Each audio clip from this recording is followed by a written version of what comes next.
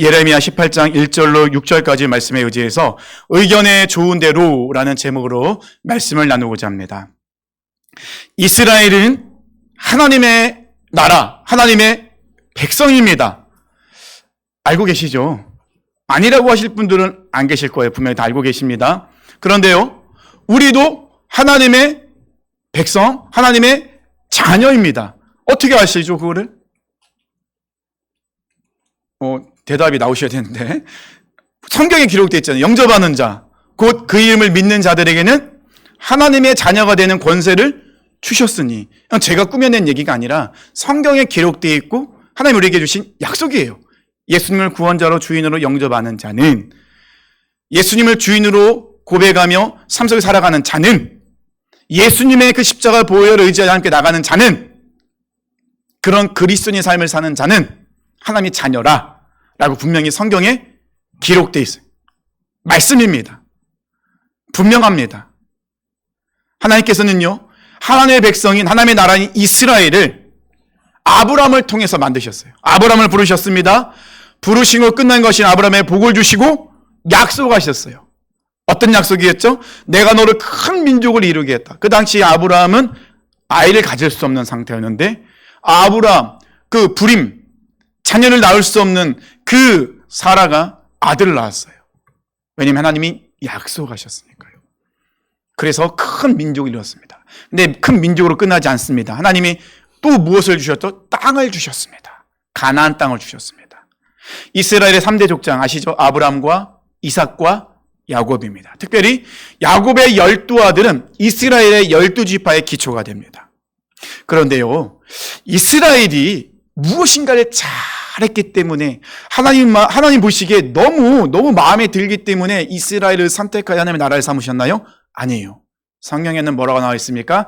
이스라엘이 어떤 민족보다 작고 연약하기 때문에 그들을 불러 세우셨다고 말씀하십니다. 하나님 우리를 왜 부르셨습니까? 우리 자격이 있습니까? 우리의 공로 있습니까? 아니죠. 말씀을 전한 저도 부끄러운 죄인일 뿐이에요. 연약한 사람일 뿐입니다. 그래서 저는 예수님이 필요합니다. 예수님 없이는 살 수가 없는 거예요. 연약하기 때문에, 부족하기 때문에 하나님 나를 부르셨어요. 자녀 삼아주셨어요. 은혜라는 것입니다. 그리고 하나님께서는 아브라함에게 약속하신 대로 이스라엘의 큰 민족을 이루게 하셨어요. 그런데 그 하나님이 세우신, 약속하시고 약속을 지키신 이 민족 이스라엘이 하나님의 마음을 얼마나 아프게 합니까? 사춘기 아들이 그러는 것처럼 하나님이 금하시고 하지 말라는 것만 골라서 하고 있었어요. 선지자를 소개할 때마다 이스라엘의 그 영적 상태와 그 사회적 분위기를 한번 생각해 봅니다. 그러면요, 아주 단골 메뉴로 나오는 이스라엘 백성들의 죄가 있어요. 첫 번째 뭐가 나올까요? 우상숭배. 이 우상숭배는 돌, 나무 막 이런 것뿐만 아니라 이스라엘 백성들의 가장 큰 우상은 무엇이죠? 자기 자신이에요. 자기가 주인이에요. 자기 생각대로, 자기 고집대로, 자기 뜻대로 살아갑니다. 자기가 정의예요. 우상숭배에 빠져 있습니다. 형식적인 예배, 종교인입니다. 그들이요, 절기에 따라서 하나님께 제사를 드립니다. 번제를 드립니다. 형식적이에요. 하나님 기뻐 받으지 않으십니다. 근데 자기들은 만족해요. 아, 드렸어. 드렸으면 된 거야. 종교인입니다. 하나님의 마음은 얼마나 아프실까요? 말씀을 거부하는 완고함에 휩싸여 있습니다. 사회적 불의와 지도자들은 타락했습니다. 심지어 영적 지도자들도 하나님의 말씀을 이용할 뿐이고요. 교만합니다. 타락했습니다. 아주 단골 메뉴로 나와요. 이스라엘의 모습이. 그래서 하나님께서 징계의 회초리를 그들을 때리시죠. 가끔은 주변 나라를 통해서, 가끔은 가뭄과 기근을 통해서, 가끔은 전염병을 통해서 때리십니다. 그러면 그때는 너무 아프니까 조금 바뀌는 것 같아요. 조금 회개하는 것 같아요. 돌아오는 것 같아요. 그런데 조금만 숨을 쉴 수만 있다면, 조금만 살아나면 언제 그랬냐는 듯이 다시 죄악된 모습으로 돌아갑니다. 그럼에도 하나님은 끝까지 그들을 품어주시고 용서하시고 은혜 주시며 선지자를 통해서 말씀하십니다. 슈브, 회개하고 돌아와라. 한 손에, 왼손에 제가 고무줄을 잡고 오른손을 당깁니다. 그래서 제가 당긴 오른손에 있는 고무줄을 놓으면은 고무줄은 어디로 돌아갈까요? 예, 왼쪽, 잡고 있는 왼쪽으로 돌아가요. 우리 삶이 하나님께 붙잡혀 있으면 다시 돌아갈 수가 있어요. 고무줄이 돌아가는 것처럼. 근데 우리는 너무 신기하게 하나님 손에 붙잡혀서 돌아가기보다는 돌아가면 어디로 돌아갑니까? 죄된 본성으로 돌아갈 때가 많아요. 내 욕심과 내 생각과 내 뜻 있는 그곳으로 돌아갈 때가 얼마나 많은지 모릅니다. 그 말은 뭡니까? 여전히 내 인생을 붙잡고 있는 것은 하나님의 손이 아닌 내 생각, 내 계획, 내 뜻, 이것이 나를 붙잡고 있는 우리 모습이라는 것입니다. 오늘 본문은요, 남유다 말기 예레미야 선지자가 활동하던 시기, 그러니까 이스라엘이 이제 망하기 얼마 전이에요. 그러니 이스라엘, 남유다가 영적으로 완전히 무너져서 타락이 극에 달하던 시기였습니다. 우리가 예레미야서를 지금 통독하고 있습니다. 통독 안 하신 분들은 잘 모르실 수도 있지만 통독을 하고 있습니다. 예레미야서 36장에 가면요, 어떤 말씀이 있냐면요, 하나님이 예레미야 선지자를 부르십니다. 그때가 요시야의 아들 여요야김, 발음도 되게 어려워요. 일부 때도 발음이 안 돼갖고요, 여요야김 제 4년입니다. 이때 하나님이 예레미야 선지자를 부르십니다. 두루마기 책을 가져와라. 그리고 하나님이 말씀을 주세요. 말씀을 기록합니다. 하나님의 심판의 메시지입니다. 이 말씀을 기록하고 너는 성전에 가서 이 말씀을 낭독해라. 그래서 여호야김 왕 제5년 때에 이 말씀이 낭독이 돼요. 성전에서. 근데 이 말씀을 듣는, 말씀을 가만히 36장을 보세요. 말씀을 듣는 백성들이요, 금식을 선포합니다. 왕이 선포하는 것이 아니라 말씀을 듣는, 그 말씀을 듣고 있는 백성들이 금식을 선포합니다. 왜요? 하나님 말씀 들으니까 너무 가슴이 아픈 거예요. 근데 놀랍게도요, 여호야김 왕은요, 이 두루마리 말씀을 듣고 부릅니다. 그리고 그 앞에서 말씀을 낭독하라고 해요. 근데 말씀을 낭독할 때 서너 장 읽으면 칼로 말씀을 자릅니다. 그리고는 화롯불에 말씀을 넣어버려요. 태워버립니다. 누가요? 왕이에요. 왜 그런 행동을 했을까요? 나는 이 말씀을 인정하지 않겠다는 거예요. 나는 하나님의 통치를 받지 않겠다. 백성들의 말씀을 듣고 가슴을 치며 회개합니다. 금식합니다. 근데 왕은요, 말씀을 듣고 칼로 잘라버려서 화롯불에 던집니다. 하나님의 통치를 거부하고 있어요. 그럼 이 왕은 어떤 상태이죠? 내가 왕이라는 거죠. 내가 주인인 거죠. 이스라엘이 하나님의 백성이라 하나님의 나라 이야기하지만 내가 왕이고 내가 하고 싶은 대로 하는 것이죠. 어떤 시대인지 느낌이 오시나요? 그 당시에는 바벨론이 굉장히 신흥 강대국으로 떠오르고 있었습니다. 하나님께서는 이 남유다를 징계하시기 위해서, 심판하시기 위해서 바벨론이라는 막대기 회초리를 준비하십니다. 그래서 예레미야 선지자는 이스라엘 백성들에게 외쳐요. 너희는 회개해야 된다. 그렇지 않으면 하나님이 너희를 징계하실 텐데 우리는 어쩔 수 없이 우리는 하나님의 징계를 받아 바벨론의 포로가 될 것이다. 그러니 바벨론에게 항복하라. 이런 말씀을 할 때마다 이스라엘 백성들은 이런 생각을 갖고 있었어요. 우리는 하나님께 선택받은 하나님의 나라, 하나님의 백성이다. 예루살렘에는 하나님이 임재하시는 성전이 있다. 하나님께서 우리에게 다윗의 왕조를 약속하셨다. 그러므로 예루살렘은 절대로 무너지지 않는다. 남유다는 멸망하지 않는다. 근거 없는 자신감이죠. 교만입니다. 하나님은 예레미야 선지자를 통해서 분명히 회개를 선포하셨어요. 너희 바벨론을 통해 너희를 치겠다. 근데 그들은 듣지 않아요. 우리는 하나님께 선택받은 백성이다. 아니, 선택받은 백성이면 뭐합니까? 백성답게 살지 않는데요. 형식적인 종교인으로 빠져 있는데요. 그들이 예배 받지 않으시는데요. 교만하고 자기중심이고 하나님 말씀을 듣지 않는 그들. 근데 그게 하나님의 백성이라는 이스라엘이 무슨 소용이 있습니까? 예레미야 선지자는 계속 선포합니다. 안 됩니다. 돌아가야 됩니다.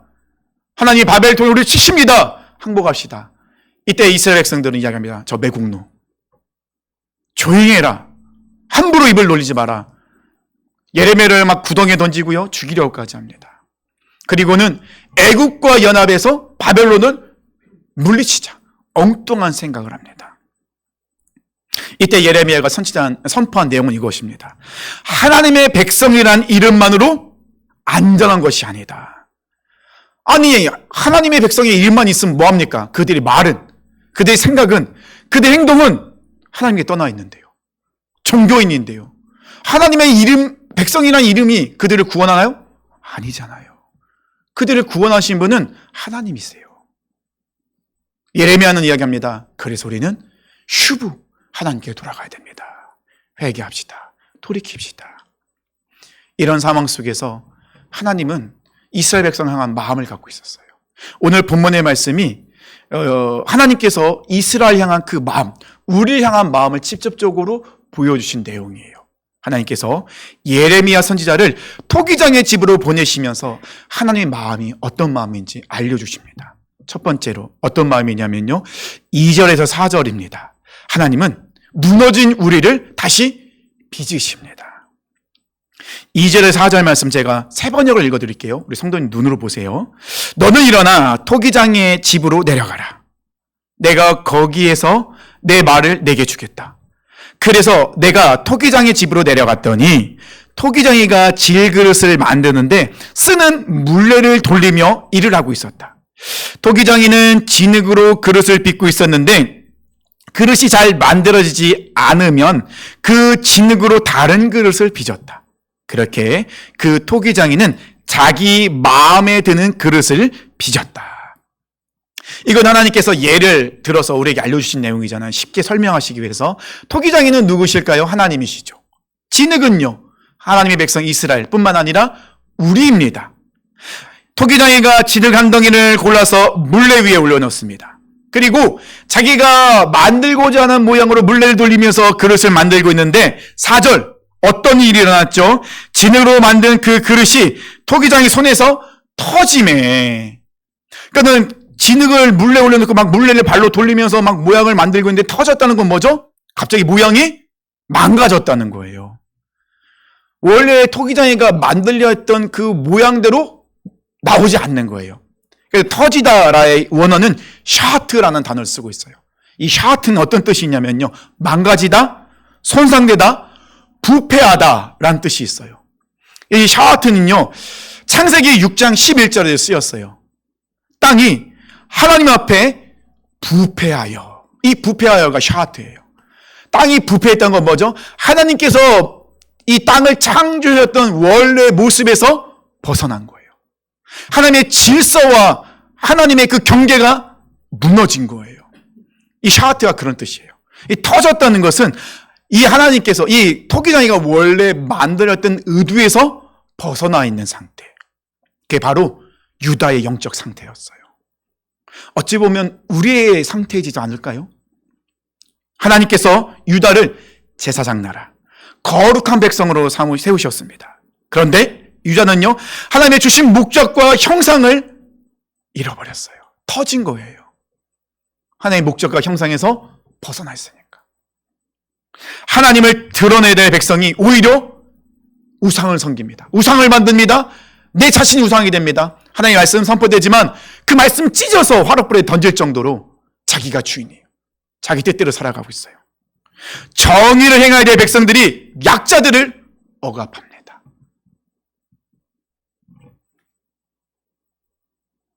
망가진 상태예요, 유다는.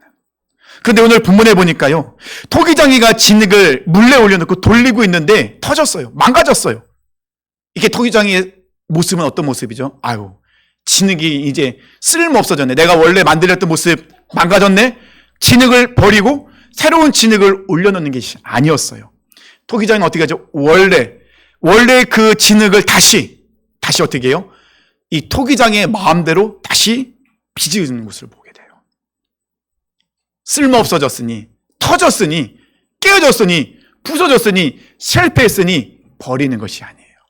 버리는 것이 아니라 그 진흙을 다시 사용하셔서 다시 손에 붙잡고 자기가 원래 했던 모습 그대로 빚기 시작합니다.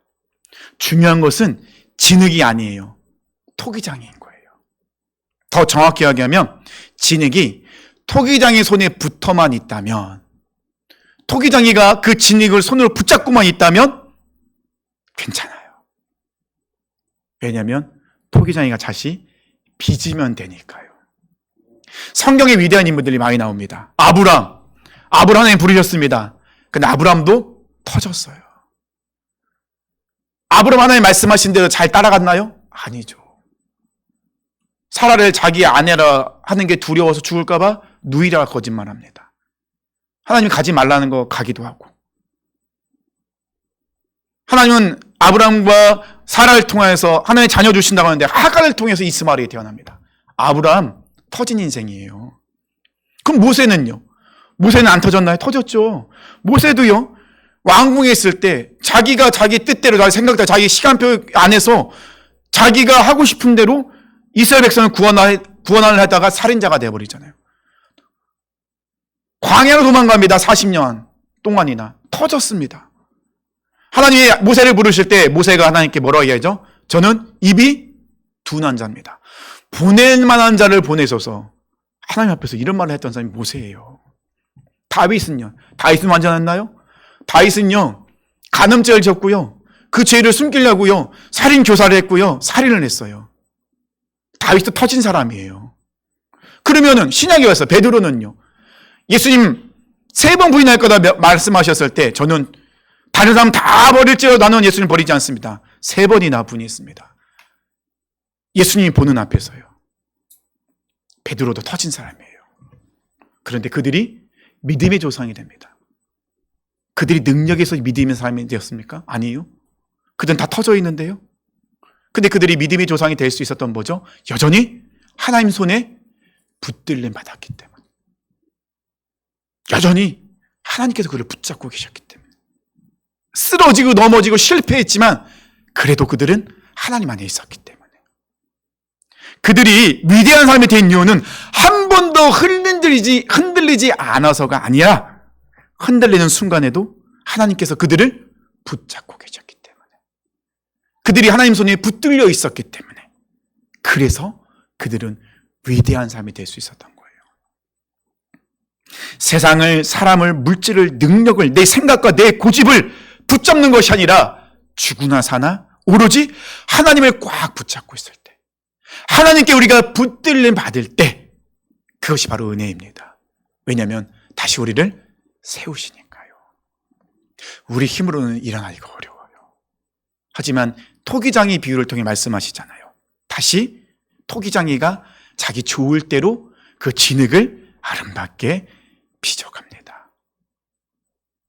하나님께서 망가지고 쓰러지고 실패하고 부패한 우리를 그냥 놓지 아니하시고 그 능력의 손으로 여전히 붙잡고 계십니다. 이것이 은혜예요. 이것이 복이에요. 돈이 없어도 이게 복이에요. 건강이 없어도 이게 복이에요. 왜요? 하나님 우리를 여전히 붙잡고 계시니까. 그럼 우리는 다시 기회를 얻을 수 있습니다. 다시 하나님 우리를 빚으시고 세워주십니다. 두 번째는요, 5절에서 6절 말씀입니다. 하나님만이 우리 인생의 주권자신 거예요. 6절 말씀입니다. 눈으로 보세요. 이스라엘 집아, 내가 이 토기장이가 하는 것처럼 너희에게 하지 못하겠느냐. 보아라, 진흙이 토기장의 손에 달린 것처럼 너희 이스라엘 집은 내 손에 달려있다. 이 말씀, 6절 말씀 보니까요, 어떤 게 생각나냐면 주님과 동행함이 생각났어요. 하나님은 우리 주인이고 주권자시잖아요.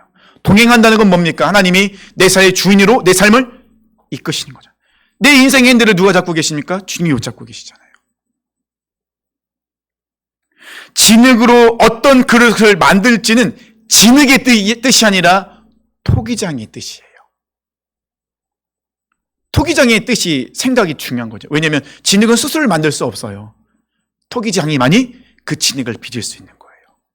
그런데 토기장이신 하나님이 우리를 빚으실 때 대충 빚으실까요? 김태우라는 사람을 빚으시는데 하나님 너무 바쁘셔서 미안하다. 오늘 내 대충한다. 그래도 어쩔 수 없어. 그걸 만졌으니까 어떻게 살아가라. 하나님 이렇게 우리를 만드실까요? 아니죠. 우리는 하나님의 걸작품이에요. 외모와 물질과 내 처해 있는 환경이 나의 모습이 다가 아니에요. 하나님이 나를 어떻게 보고 계시냐. 하나님의 관점, 하나님의 시선이 중요한 것이죠. 신실하신 하나님, 언약을 지금까지 지키신 하나님이 우리가 조금 금이 같다고, 우리가 조금 깨어졌다고, 우리가 터졌다고 버리시나요? 아니잖아요. 4절 분명히 말씀하셨잖아요. 토기장이가 터진 그 진흙을 다시 아름답게 피워내신다고요. 하나님은 절대 우리를 버리지 않습니다.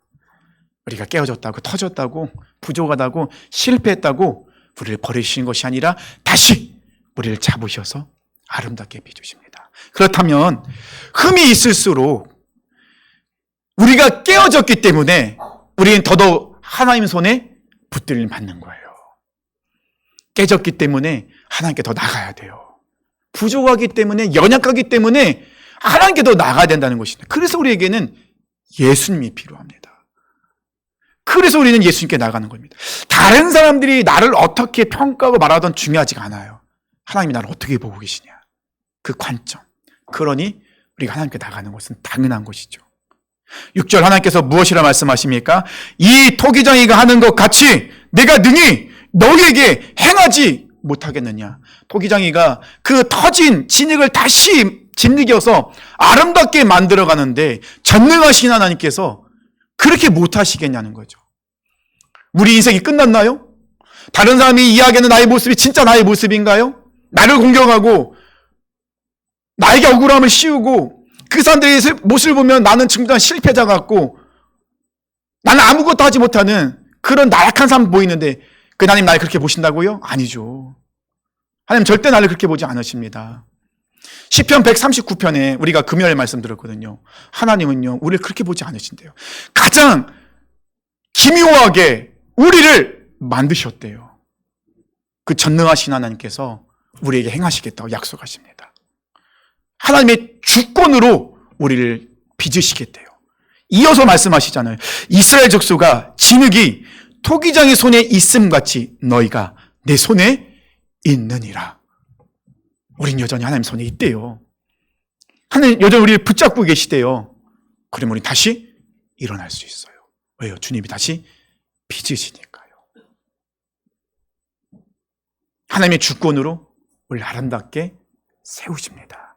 하나님께서 우리에게 말씀하십니다. 너희 모든 것을 다 나에게 맡겨라. 그리고 그 말씀에 순종해라. 다 맡기래요. 근데 우리는 여전히 맡기지 못하는 것들이 많죠.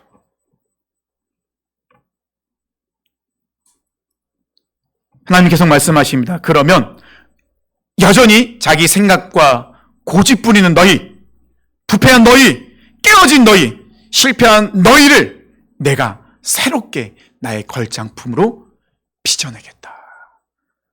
하나님 약속이에요. 사람들은 이야기하죠. 우리의 모습을 보면서. 하나님이 너의 모습을 보면 하나님은 실패한 것 같아. 예수님을 잘 믿는다면서 넌 왜 그래? 그런 말에 대해서 영향을 받지 마세요. 하나님은 우리를 그렇게 말씀한 적 없으십니다. 오늘 말씀하셨잖아요. 토기장의 손에 진흙이 있는 것처럼 너희도 내 손에 있다.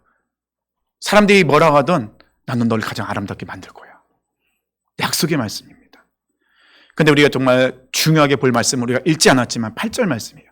8절 말씀 보니까요. 만일 내가 말한 그 민족이 그의 악에서 돌이키면 내가 그에게 내리기로 생각했던 재앙에 대하여 뜻을 돌이키겠고. 이 말씀은 무엇입니까? 회개하라는 거예요. 회개는요. 다시 토기장의 손 위로 우리가 올라가는 거예요. 그래서 예레미야 선지자는 우리에게 회개를 계속 말씀합니다. 휴부. 계속 돌아오라고 이야기합니다. 회개할 때 우리는 전능하신 그 하나님의 신, 그 토기장의 신 하나님의 손 위에 올라가는 거예요. 올라가기만 하면 하나님 우리를 빚으십니다. 우리가 깨졌던, 터졌던, 부족하던 아무 상관없습니다. 세상을 창조하신 하나님이 우리를 다시 빚으시는 거 어려우실까요? 일도 아니에요. 하나님을 새롭게 만드십니다. 하나님의 손길을 완강히 거부하는 사람은 하나님께 빚으시는 그 은혜를 누릴 수가 없습니다. 사랑하는 성도님들, 우리에게 주시는 기회입니다. 돌이켜야 됩니다. 주님의 손 안으로 들어가야 됩니다. 그리고 우리는 이렇게 하나님께 고백해야 됩니다. 하나님께서 나를 어떤 모습으로 빚으시든지 그 뜻이 항상 옳습니다. 이것이 바로 우리의 고백이 되어야 되는 것입니다. 말씀을 맺겠습니다. 우리 모두는요, 하나님의 손에 있는 진흙이에요. 똑같습니다. 다 진흙입니다. 때로는 무너집니다. 때로는요, 터져요. 때로는요, 모양이 완전히 흐트러졌어요. 더 이상 가망이 없는 것 같아요. 때로는요, 옆에 있는 사람들이 나를 막 짓누릅니다. 나의 그런 모습이 아닌데 너는 그런 사람이라면서 나를 그렇게 만들어버려요. 하지만 중요한 것은 우리가 하나님의 손 안에 있다는 거. 그 사람들이 나를 만드는 게 아니에요. 하나님이 나를 만드시는 거죠. 나를 세우시는 거는요, 물질도 건강도 능력도 아니에요. 누굽니까? 전능하신 하나님의 손길입니다. 하나님은요, 망가진 진흙, 터진 진흙을 버리는 토기장이 아니십니다. 다시 만지시고 다시 빚으시는 분이십니다. 그래서 우리가 해야 할 일이 있습니다. 이 말씀을 듣고 결단할 것이죠. 무엇입니까? 다시 토기장의 손에 나의 인생을 맡기는 거예요. 내 고집 내려놓고 내 생각보다 말씀을 선택하고 돌이켜서 회개하여 십자가에 내가 죽고 말씀과 기도로 순종하는 것. 이것이 바로 우리의 결단입니다. 오늘 말씀의 제목이 뭐죠? 의견의 좋은 대로. 사실 이 제목은요, 완성이 아니에요. 미완성입니다. 왜냐하면 누구의 의견이 좋은 대로 써 있지 않아요. 의도적으로 제가 이 제목을 이렇게 만들었어요. 사랑하는 성도님들, 자기 의견이 좋은 대로 자신을 빚고 계십니까? 그렇다면 돌이키셔야 돼요. 지금까지 그런 삶을 살고 있었다면 이 설교 제목에 이 앞에, 의견 앞에 나라는 주체가 들어있었다면 이젠 돌이키셔야 돼요. 내 의견이 좋은 대로가 아니에요. 바꿔야 됩니다. 어떻게 바꿔야 되죠? 주님의 의견에 좋은 대로. 이것이 바로 예레미야가 말하는 중심 메시지, 선포 내용이고 하나님이 우리를 향한 마음이셨어요. 뭐라고 말씀하십니까? 얘들아, 내 의견에 좋을 대로 너를 아름답게 만들 거야. 그러니 두려워하지 말고 낙심하지 말고 다시 나에게로 나와서 내가 너를 아름답게 빚을 때 그때 같이 기뻐하며 즐거워하자. 하나님께서 우리를 초대하십니다.